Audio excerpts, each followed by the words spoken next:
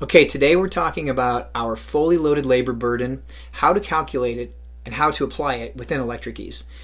The first grouping we see here are payroll taxes, which is what would be considered your labor burden without benefit. As we move across, we have our benefits package, which includes our holiday, vacation, and sick time if you have them, along with any other benefits such as 401k, group insurance, education, childcare, and so on. And then we have our compliance requirements, which would include workman's comp, OSHA training where it's required, safety gear, union dues, things like that. And what you'll come up with here is a fully loaded labor burden of 34%. So where do we apply that labor burden in Electric Ease? Well, here we are in our summary section, and we've come down to our labor takeoff table.